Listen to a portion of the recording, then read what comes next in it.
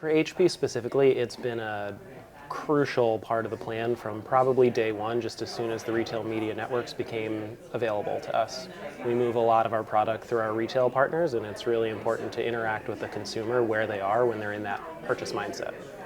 How do you, one of the big challenges you hear is how do you figure out whether your efforts are incremental or not? Whether you're just reaching people that were already going to buy versus prospecting. Have you figured that out?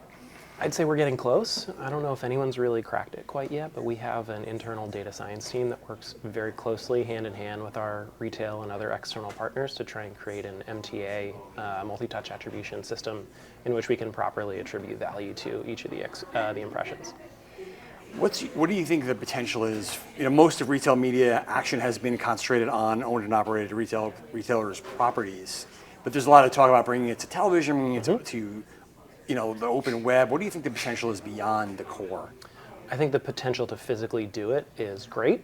I think it remains to be seen the potential for adoption by the user. In my history, I have worked with some connected TV partners that run a shoppable unit on, say, Roku or Hulu.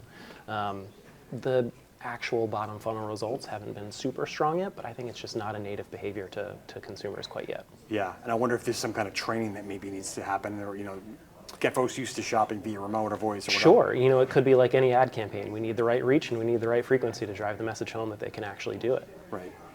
What are some challenges you might be facing? One of the things you hear about retail media, it's terrific, but everyone's doing it differently. The standards are kind of all over the place. Is that one, or are there others that you're?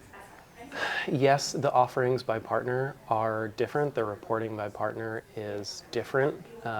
We have also really deep relationships with the retailers outside of their retail networks themselves. What are we doing in store? How do we support it?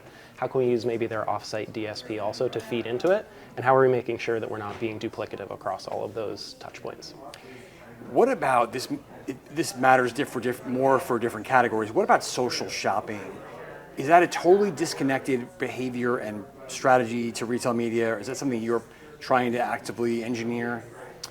It feels a little disconnected now, just the nature of the walled gardens of the social platforms are not so good at sharing, and the retail partners want to keep their data close, so not everyone's playing super nice in the sandbox. I think there's, again, a huge opportunity to train people to buy, if they're in the right mindset, from a social platform. I think TikTok is getting really close, and we're doing some really good things creatively, trying to shape the message for the right user at the right time there. So I think there's potential. Lastly, if your marketers have been on the fence in this world, what are some questions you should start asking before you start diving into the strategy? That's right. I think the questions you should ask are, how are we going to measure this? How are we going to prove it out? But also, what do we want to learn? Do we want to learn if it's incremental? Do we want to just push for the highest ROAS? Do we want to just move the most units regardless of ROAS? I think you really need to investigate your entire campaign top down to see where it fits in and how much you should be allocating for that bottom funnel, more demand capture stuff, while still making sure you're filling the top of the funnel with demand creation. Finding that balance is a challenge for us.